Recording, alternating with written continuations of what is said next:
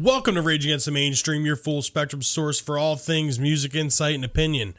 Today's date is October 4th, 2021. My name is Bill, and I'm joined here today with Steve. Hello. So, yeah, it's nice to have you back, buddy.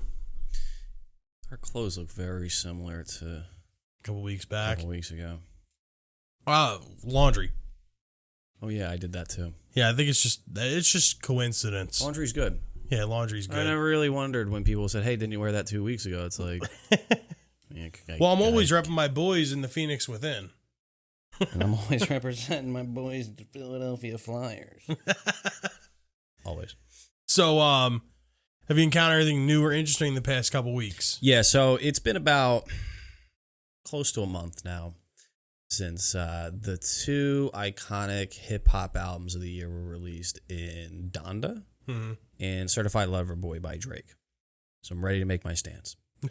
I didn't want to speak on Certified Lover Boy because I had mentioned Donda several times coming out, and then CLB kind of hit right after that, and it's become basically it was the talk of the internet for months leading up to these albums. So I'm ready to make my stance. I don't want to have another fear inoculum moment speaking too soon on something. And it's funny because both of the albums I find like extreme flaw in.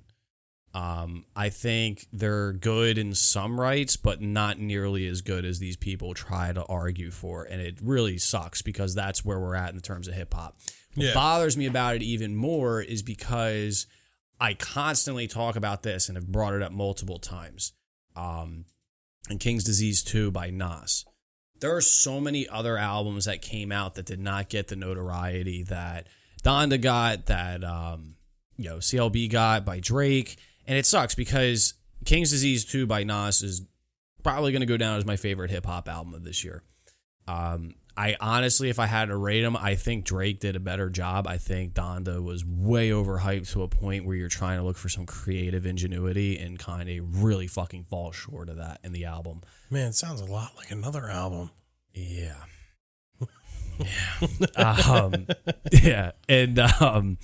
But yeah, at the end of the day, man, it just sucks. I hate that this is the one time where the internet really fucking can get under your skin and hyping something up through social media to where it finally comes to fruition. And then you have a level of expectation. It's like when a fucking Netflix show comes out and you got to hear about it from your friends and family for a month and then you put it on. Yep. And like, I can't even enjoy it now because now in the back of my head, I'm thinking about the 50 odd people that said it was the best thing they've ever seen. And in my head, like, still doesn't beat The Sopranos. Like, I don't know what the fuck they're talking about. So yeah, King's Disease 2, as of today, best hip-hop album of 2021. Going off of what you just said about The Sopranos, another Jerry Bruckheimer series, Lucifer. Jerry Bruckheimer? Yeah, Jerry Bruckheimer did Lucifer. Okay. I say it in past tense, did Lucifer because it was his final season. Season 6 premiered on Netflix September 10th. And I thought I was gonna be able to like sit back and like really just like I'll watch it a week at a time, and I'm not gonna rush through it. It is the final season, but I couldn't help myself, so I rushed through the rest of the series and or the rest of that season, and I've been on the Lucifer bandwagon for a long time. Yeah, you've brought this up many a times. Yeah, I can tell you now, it's not a Game of Thrones thing. I can tell you from watching it from start to finish, you will enjoy the entire series. Yeah, Game of Thrones could have been in my top 3 if it wasn't for those last couple seasons. Yeah, this Lucifer was just great. I feel like I'm like emotionally attached to this show, and now that it's over, it's like, what the fuck am I gonna do now? I haven't I haven't found a new show to get myself extremely dedicated to in quite some time. I don't know if you've ever seen You. No. So You's coming out with a new season, and that's the last newer series I think that I've been able to kind of binge when it comes on. Mm-hmm. It's pretty cliche. It's like one of those shows that's just constantly fucking brought up. But Lucifer, we talked about this many times because there was a time where I really started to watch it and then just totally stopped. I did the same thing with Dexter. Yeah. It took me a long time to get into Dexter. I had heard so much about it. It was already totally done. I was like, cool, I can literally watch it from start to finish if I want to. And I would start that and I got a couple episodes, and I'm just like, ugh. But I also know some shows like eventually do grip you. Yeah. My problem is like if it's a show that I wasn't on my intent looking for, yeah, it was also someone's word, like it's hard for me to like get through those first couple episodes to get you. Actually, it's funny too. If I remember correctly, I think it was in the very beginning of the pandemic. Yeah. I'm like, I called you and I'm like, dude, you gotta watch this show. Keep bringing this up. Yeah. I actually, which sucks because I probably should have invested my time because I wound up finally going back to American Horror Story 84. I think it was called the last season that was released before the new one. And I pushed that off for years. Like, I was like, I'm going to give this a shot. It was horrible, dude. It was fucking horrible, man. And I don't know. I think it's because of long-term series. The further back I get in them as seasons are released, then I get to a point like, I might as well just wait for it to be over and then kind of go on into it. That's what I did with Dexter. Dead ass. The last couple seasons were coming out and I just refused to get started. Funny. Yeah, well, the final season of Lucifer, it just brings the whole show full circle, like basically back to the very beginning. And very good show. I feel like it was. Spoiler alert. Well, I mean, that's up to interpretation, however you feel that what I just said meant. Okay. Because when you watch it, you'll understand. You'll go, okay. All right. It's not a spoiler alert. Okay. Plus, the season's been out for over a month. Yeah, it's your fault if you're being spoiled. Fuck it. Music-wise, however, the band Camino released a new album, coincidentally on the same day. Oh. And I was really dick hard about the band Camino for a long time because I thought they were going to be something different and they were going to like revitalize like the whole pop rock thing and kind of bring it into a new realm. But let's just say I don't think the pandemic did them too well. Not happy about it. No. Well, they released their self-titled album, the band Camino. Mm-hmm. And I'm not necessarily going to say my wife doesn't have good taste in music because that's not true. But you mean the assistant to? Yeah, the assistant to the assistant regional manager. She loved it. She thought it was great. Okay. Then again, she really likes the band Camino. I really did like them. But now, you know, being a media personality and, you know, I'm supposed to be crucial on things like this, I started thinking about it in a new light. And I'm like, well, their last album was really good. Try Hard, that came out in 2019. It was I thought it was great. I thought it was one of the best albums to come out in 2019. And this new one, they took a whole new approach and it's like full blown pop. It's like some shit you'd hear on like 104.5. It's just like, what did you do? It seemed like they were going in a direction to be like the premier like rock band. Like something like Foo Fighters type level band. And now they're like that. Literally, they're like a 21 Pilots ripoff now. Oh. Yeah. It was a devastating blow. It's like the Black Keys effect. Yeah, pretty much. Yeah, you get too big to your own good and then you start to conform a little bit. Well, if you still like the band Camino, you can catch them currently on tour with Dan and Shay, if that's any constellation. Okay. Unbelievable. On this day in music history. On this day, October 4th, 1969, Creedence Clearwater Revival's LP Green River hits #1. Fucking great album. Yup. That is probably my favorite Creedence album. Front to back.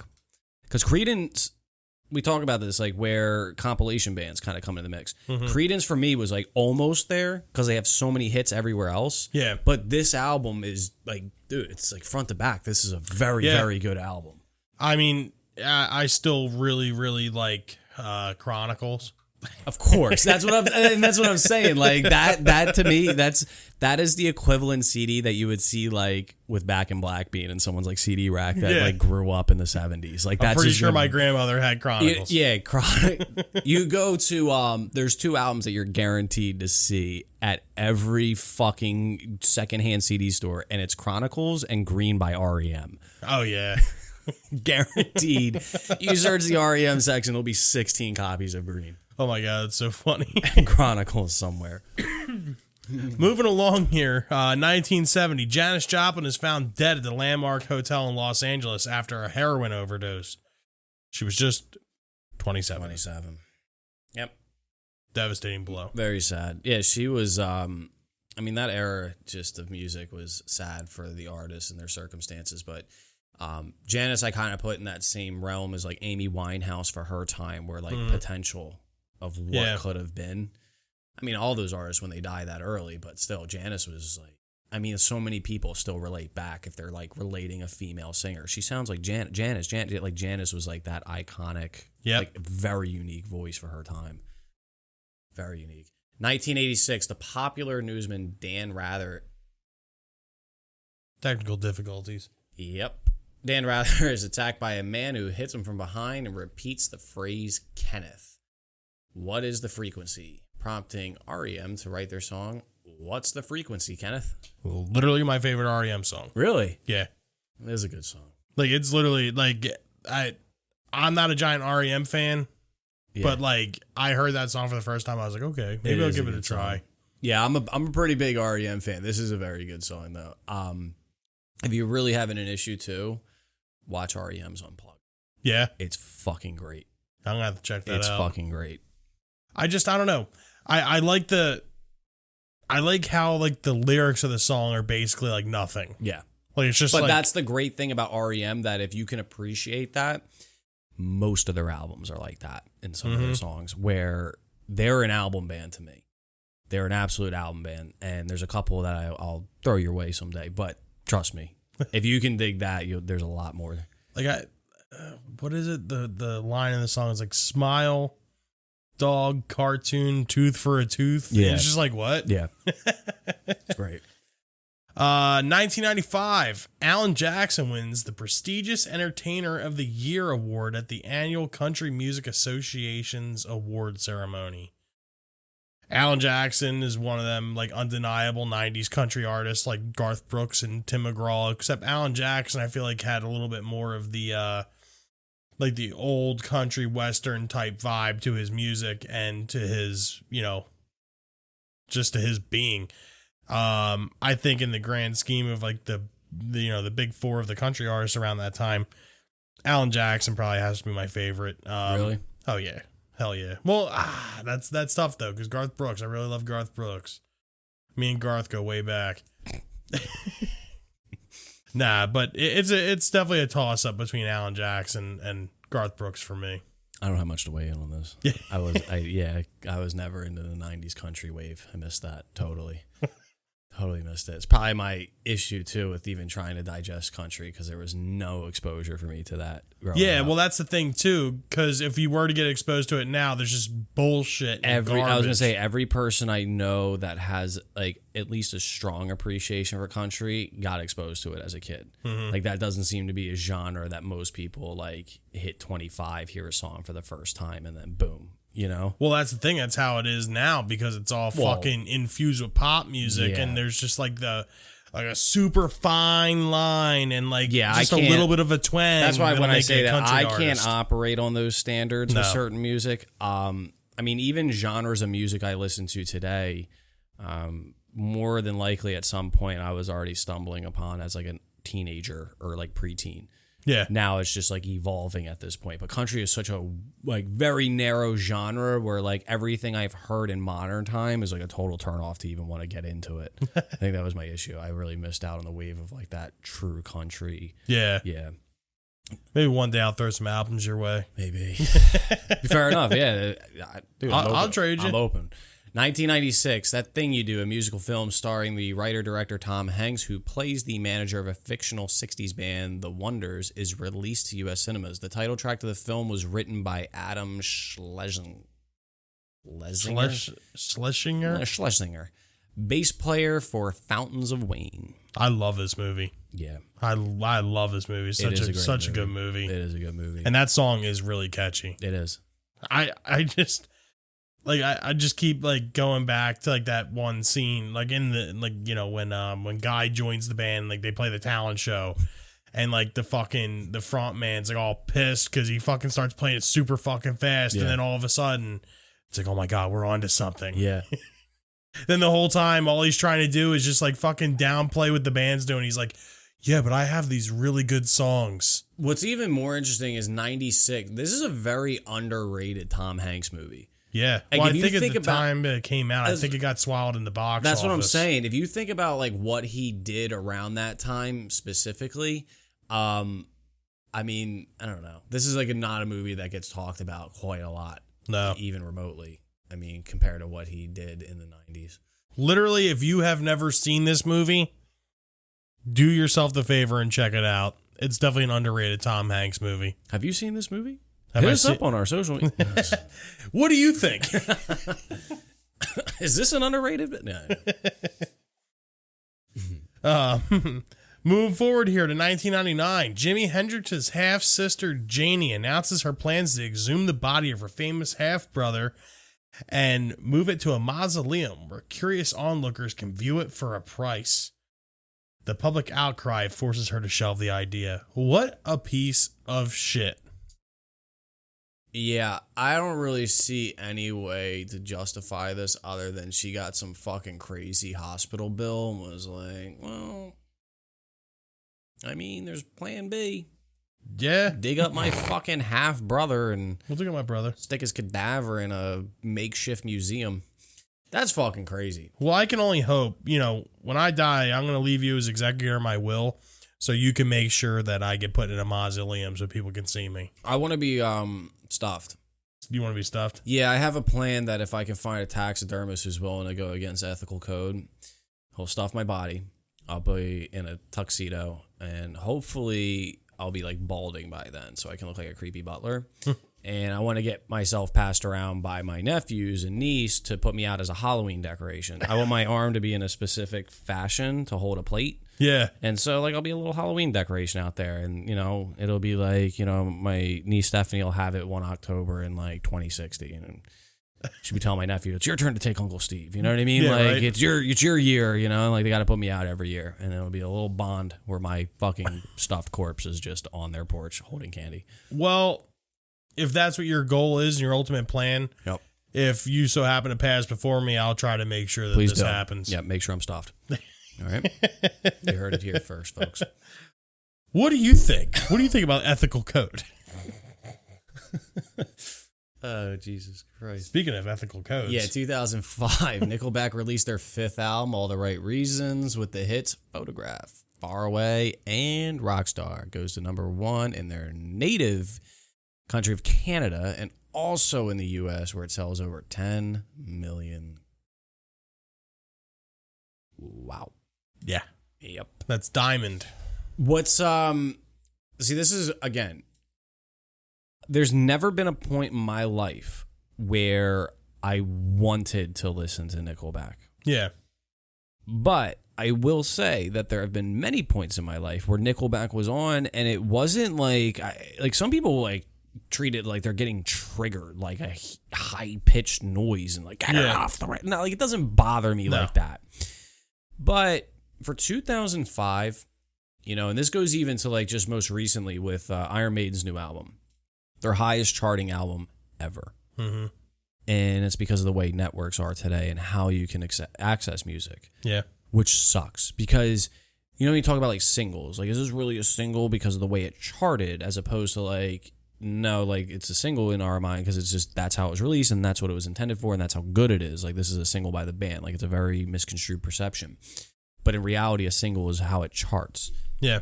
In this case, in 2005, to chart like that right before the turn of like MP3s and streaming. Yeah, I mean, hate all you want. I mean, as much as I'll hate as well, but you can't deny that level of ability.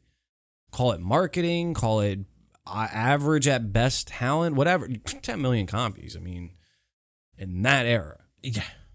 And even crazier, I believe at this point in time in 2005, for reference, Van Halen 1 had only sold 10 million copies. Wow. Yeah. That's even different, though. And actually, that's weirder because back then, that's really all you had your access to. Yeah. Was purchase. I'll fact check this. Yeah. Yeah, that'd be interesting to know. Stay tuned for that answer.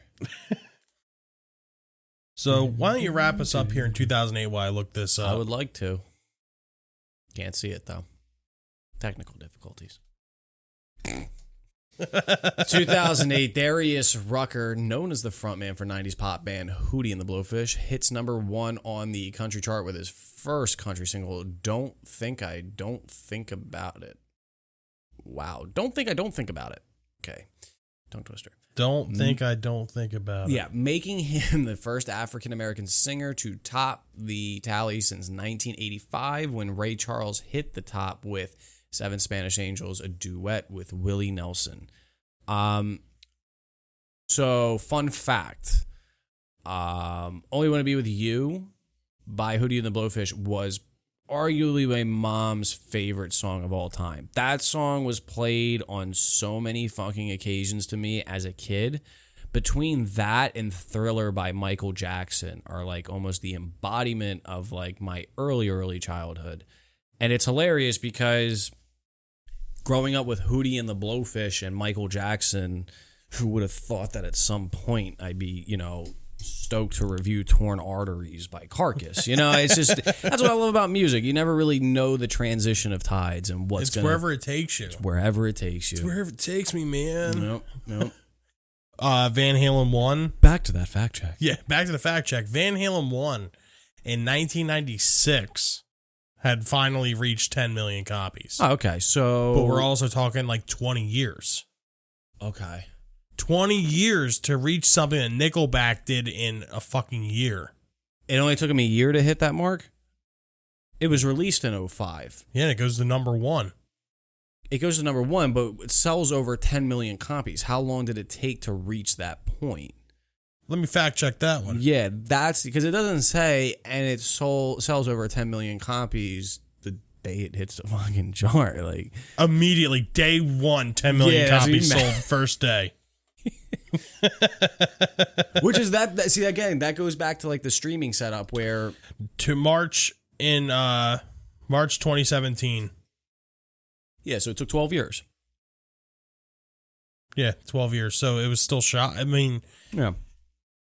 But to put it in the perspective of Van Halen to versus Nickelback, exactly the topic of discussion. Like they did it in a shorter amount of time. What's even more amazing is like there's just so much absolute hatred towards Nickelback. So now my question is, how many of those people were part of the purchasing that have outwardly spoken against, like that have that like closeted Nickelback love? You know what I mean? Get at us on our social media accounts. Is that you? Because seriously, I mean, you're hitting that type of chart. There's 10 million fucking people out there that bought that album. Out there that I'm guaranteeing a good percentage of them that be like, yeah, fuck Nickelback. But they're at home like, the bottom of everybody. Come like, they're out there. Dude, that's why I said it since day 1 of this show. Are you a closeted Nickelback fan? I'm not closeted at all. I know. You've outwardly spoken out and come out to the Nickelback community. But going back to this Darius Rucker thing. Hootie. Oh my God! You ever see that skit in Key and Peele? Hootie. I'm not Hootie. My name is Darius Ruckers. But this makes me think, right? So we kind of touched on this a little bit in a previous episode a while back, and I forget exactly how we had discussed the topic. But Darius Rucker, like the transformation, we almost did like a when keeping it real goes wrong. We almost did when artists try to completely change their direction, but kind of like maintain. In this case, I mean, the 180 concept, right? Yeah. Like to ability to just shift your entire everything basically, to change your whole style, your sound, your genre, and keep a credibility and be able to be successful in doing it. Yes. I thought we could just kind of go down maybe some of ours that we noticed that are able to create that 180. And we don't even have to say that they maintained a level of success, but just able to make that transition and kind of just continue to perpetuate music.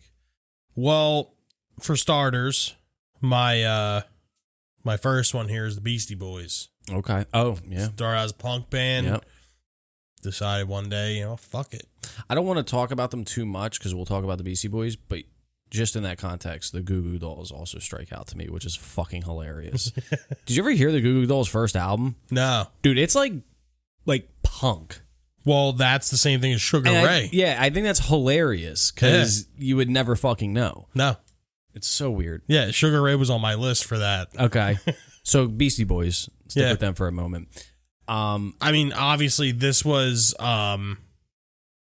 definitely the right choice for them. 100%. 100% the right choice. So fucking weird because they were almost like satirical about it completely. Yeah. And it became so accepted and it's like badass for a point of time. Well, it's funny because I know a while back I suggested, my one suggestion was Anthrax's I Am the Man. Yes.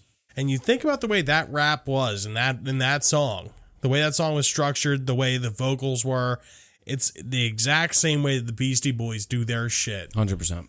You have the guy doing just a normal ass fucking voice, then trying to think. Because of course, any other time I'd fucking be able to pull a Beastie Boys quote out of my ass, but I can't think of one right now. I know. You rock around the clock. That kind of shit. Yeah. And that's We're a on the style. spot. Yeah. Yep. That was a style that they adopted and they made their own completely. Yeah. And, there was kind of a return to form. Public Enemy had that as well. Yeah. Flavor Flav was really big. It was almost the hype man vibe. Yeah. But it was funny because Beastie Boys added a level of rock music to it in a sense that you would see become prominent in a lot of fucking mashups later on. Yeah, look at Licensed to Ill. Yeah, open up doorways for so many crossovers, type, genre choices and being able to mash. I mean, Jay-Z and Linkin Park situation. Yep. But yeah, I think the Beastie Boys, it's funny because I forget what I was watching and that was brought up in that, even when they were being interviewed, they had no clue. What they were doing in terms of how big this was going to get. And I think some artists, obviously I can get behind them feeling that way. Yeah. Nobody really goes into certain things we're going to make $1 billion doing this. Mm-hmm. Some people I'm sure do. Some people really have a high hope that their hit songs that they play over and over on their cassette is going to be a big fucking hit one day. Yeah. And they're just going to keep writing singles apparently. People do that apparently. Yeah. Out there in the world. But the Beastie Boys, it was a humble experience to know that not only did they not know, and they were also coming into it with more of a joking mentality, that how fucking easy it caught on. Yeah. Talk about an opportunity catching with the time, immediately. Yeah. They're literally the epitome of the right place, the right literally, time. if the Beastie Boys tried to get established today, oh no, it'd be written off. Yeah, completely. It would be a joke. 100%. But it's funny though, because they kind of did a return to form there with Sabotage. Yes. It was kind of okay, so the rumors were true. Yeah. These guys can play their instruments. Yeah. Yeah. Yeah, so the Beastie Boys and Sugar Ray, both punk acts. I mean, Sugar Ray obviously went into a totally different direction. Yeah. Mark McGrath. Bloodbath McGrath from Wild Wild West. Bloodbath McGrath. Bloodbath McGrath. You know exactly what I'm talking about. Yep. Right? Okay. That makes it even funnier. One that always annoyed me. Yeah. Was Maroon 5. Like, I remember when Songs About Jane came out. Yeah. And I remember hearing it and like knowing, like, as a kid, like, this is like a good band. Like, they were a legitimately good alternative rock band or, adult contemporary fucking band. Yeah. And there's like a level of talent within that group. And as a whole, they were just incredible. And Adam Levine had he had very good fucking vocal abilities.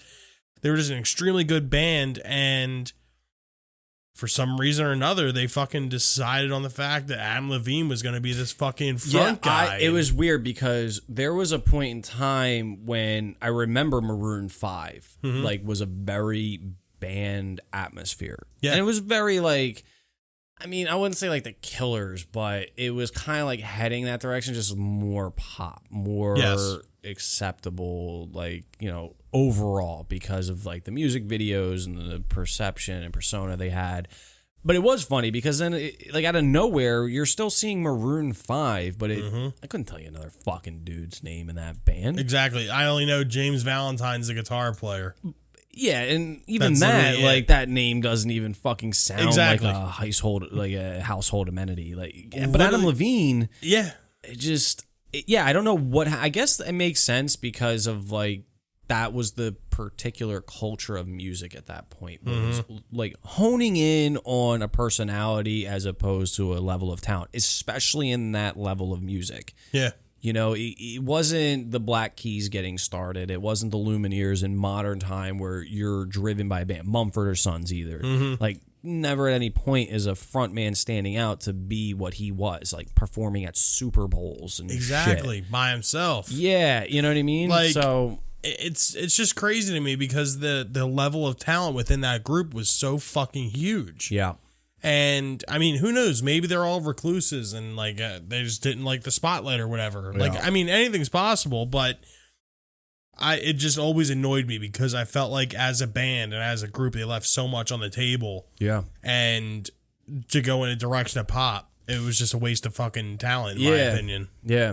I agree because, again, that era of music was a very weird time. Like, there was no driving genre of music. No. I mean, like, you think of Matchbox 20. Yeah, early hip hop was, I would say, be dominating in the early 2000s. Yeah. Like, I would say that would be the most dominating force. But I mean, metal was fucked up. Rock and roll was fucked up. And then you had the opportunity for these pop acts to come out. And I mean, even like Fall Out Boy kind of did the same exact shit. Yeah. Where they went into a very Back of the disco. Yeah. Like they went into a very electronic using synthesizer. Like they went way away from like what their fan base was establishing. Yeah. Like you listen to Grand Theft Autumn versus, and then like From Under the Cork Tree. Exactly. And then you go on. They're like an entirely different band now. They're not even close to the same Fall Out Boy. And it's very weird, but I also understand because this is where we get in the debate with a certain band about a certain album, which is their 5th full-length release that just came out with an anniversary edition, and I'm not going to go any further to discuss this. Yeah, we're not going to say Sometimes there's just a level of involvement, I think, that happens with these artists where they feel a need to adjust. But this is, again, why I get scared is the idea that is it like a personal thing, or like this is where you want to go? Is this your creativity evolution that you're taking advantage of? This is the direction you were planning on going, or is it because this is what's popular right now? Maybe we should switch it up. Well, I feel like bringing in that particular album is unfair to the conversation. I know, I'm just saying because of they were still in the same wheelhouse, and they were technically still in like the same genre. Yeah, but it was still like you knew that was them. It's not like you had, the one guy taking the front and like changing it, singer-songwriter style. But you know what I mean? It's still like the idea with, let's say we're talking Darius Rucker, changing a genre choice. You want to say wheelhouse, that's cool. Total wheelhouse. Yeah. But if you put, track 1 against track 1 off of the red and white colored album versus this colored album, you know what I mean? Like, yeah. No, I know what you mean. But I mean, in certain cases, because one that we'll talk about that was the most shocking, I think, in recent time for me was Machine Gun Kelly. Oh, man. The Rap Devil? I didn't even know that this happened. And we've mentioned him before on this show with the situation that's going on with him. First of all, I mean, the man's doing fine for himself. Yeah. That's no secret. I don't know what's going on with Travis Barker out there.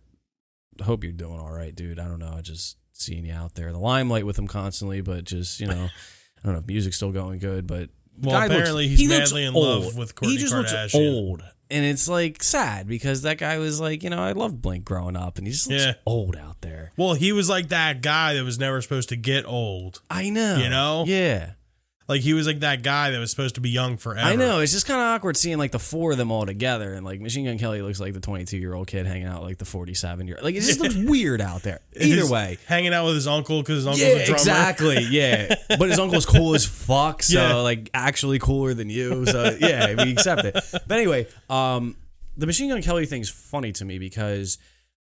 And we talked about this before because I listened to some of the songs, and Halsey, the one song he does with her particularly, I kind of got into it for a period of time because I like Halsey. I do like Halsey, and either way, that shit, like, I don't know how you do that. I just, like, you went from a very respectable artist in hip hop and rap. You were a good lyricist. You made some very good songs. You were very well known. And with no rhyme or reason other than one possible factor. We're narrowing this down on one possible factor. Through a lot of controversy and heat and battling, all of a sudden he said, fuck, I'm going to do pop punk. And bro, like pop punk to me is a genre of music where you can be very accepted as long as you have loyalty to the genre. Oh, yeah. Because every pop punk fan I know, it's hilarious because they're like just as tough as like hardcore street punks that listen to like GBH or the Adolescents, but they're wearing really colorful shit and they go to Warped Tour. But they're just as, ambitious about their genre. Yep. Like every pop punk kid I met loves their fucking genre. And it's just such a weird genre to break into, especially when you've already had a very established career as a hip hop artist. But again, there's that one plausible factor of why this happened. Yeah, when you're, what was the line? When your heroes become your rivals or something. Yeah. Wasn't that the line? Something along those lines. Either way. Yeah, I'm trying to think of what the actual lyric was. Doesn't matter right now. When your fans become your haters. Is that what it was? Yeah. Okay. Or at least that's what the other guy said. Yeah. Okay. Why are we saying the other guy? Why don't we just say who it is? Yeah. Eminem. Yeah. Ruin the man's career.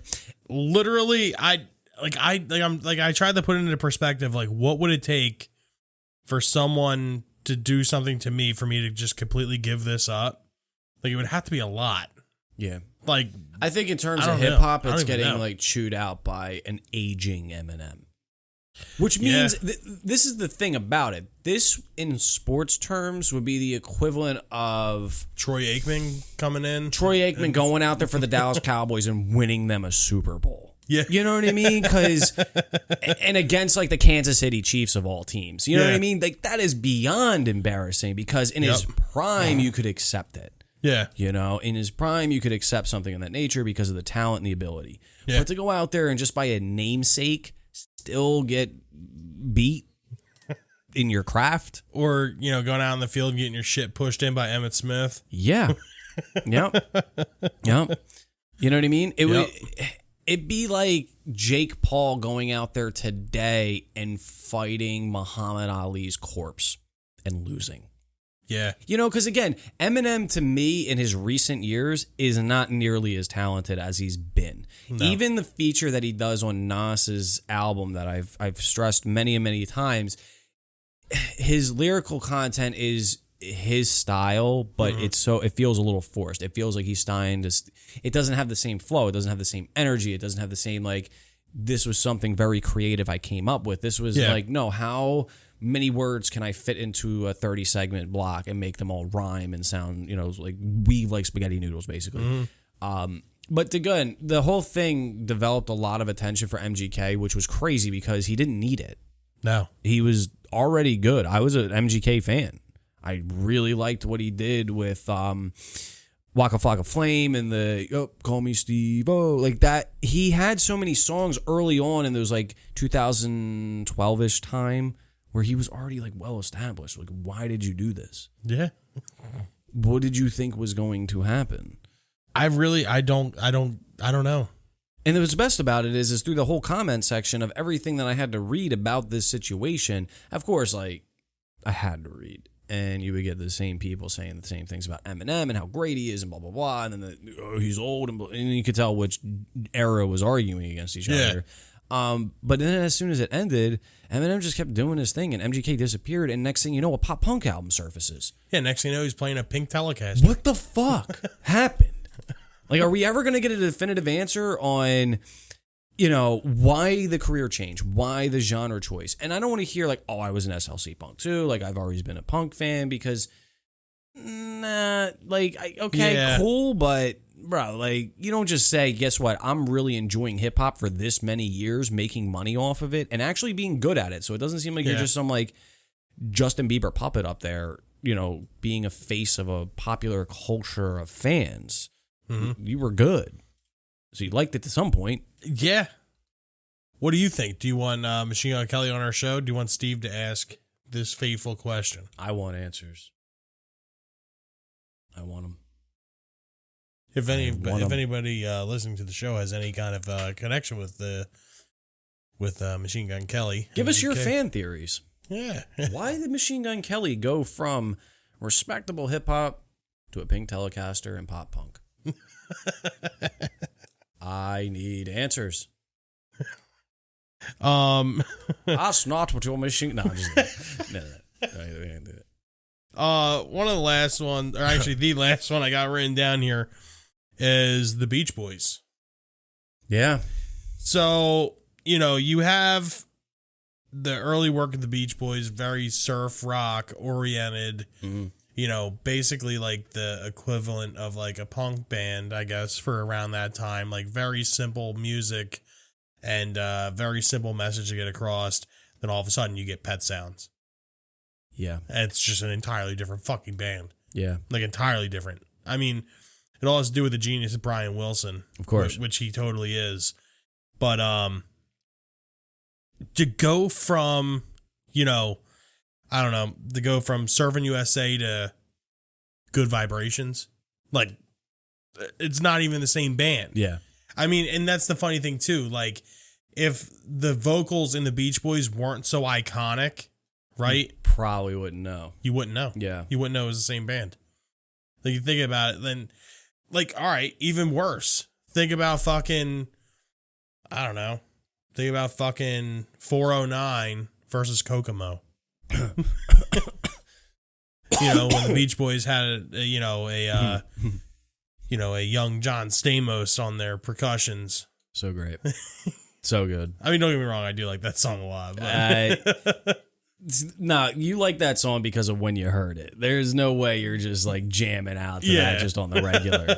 There's a difference between like liking a song because it's that good, or it's just like, wow, this is like, I remember this song as a kid. If I'm looking to just be in a car and like know the words to songs. Like if it comes on the radio, I'm not gonna like, I might change it, but you gotta have something better than that. There's not like anything will work at this point. Yeah.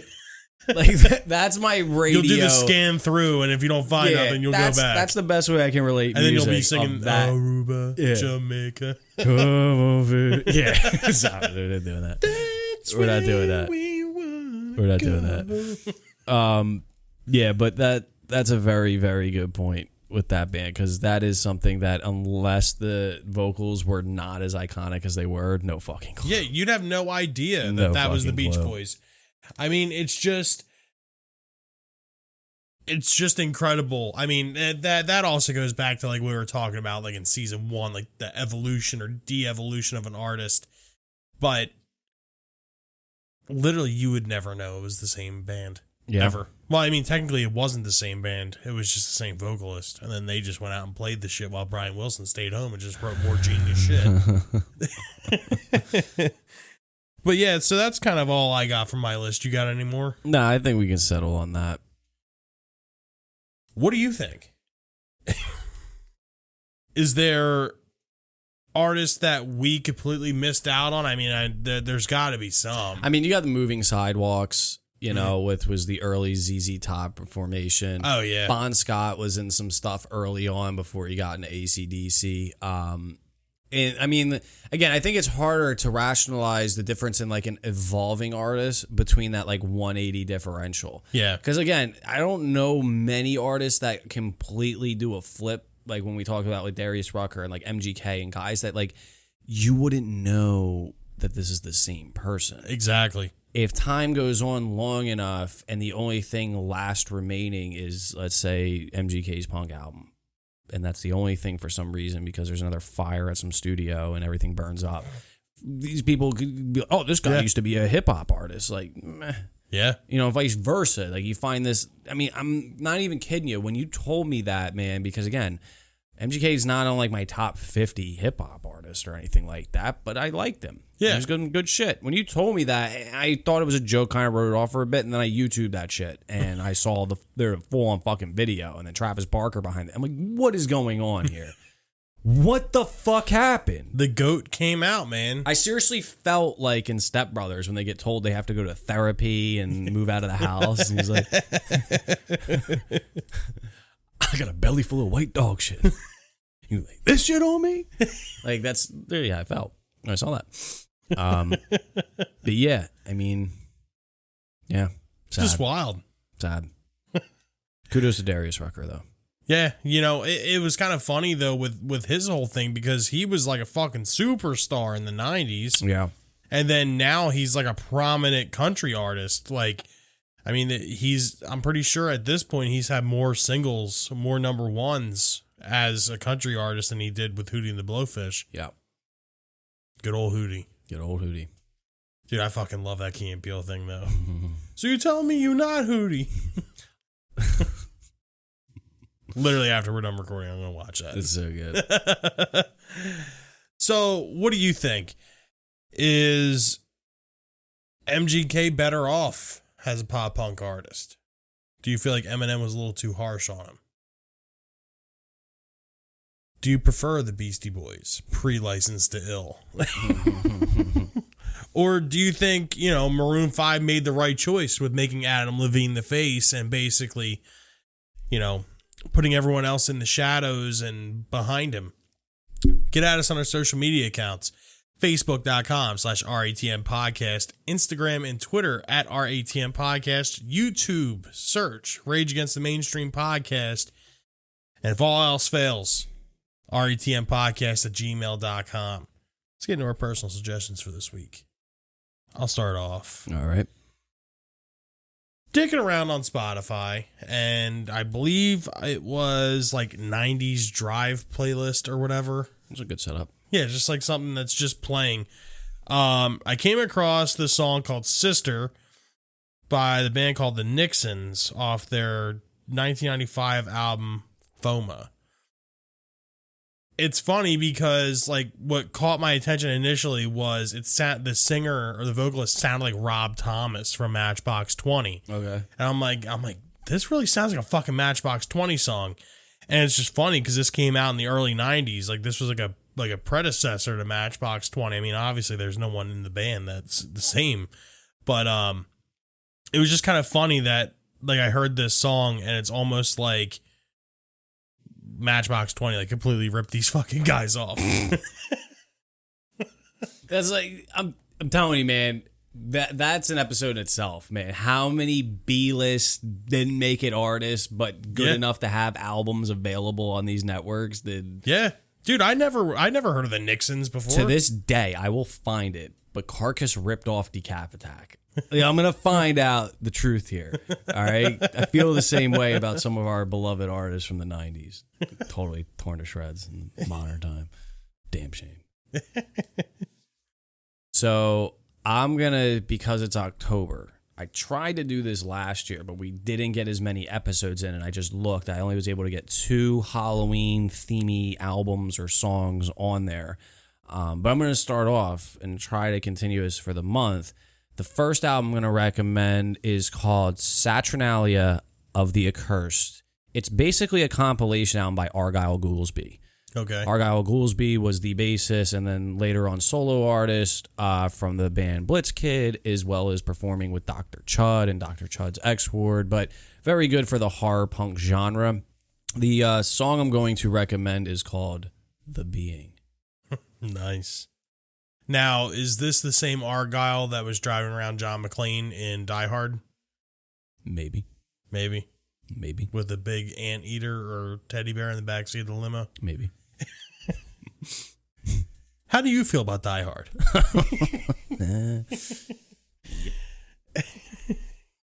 Hit us up on our... Yeah. Hit us up on our social media accounts. Instagram and Twitter at RATM Podcast. Facebook.com/RATM Podcast. YouTube search Rage Against Mainstream Podcast. And RATM Podcast at gmail.com. But until then, this is another episode of Rage Against the Mainstream Podcast for the books. As always, I'm Bill. Steve. Have a good night, guys. Thank you for listening.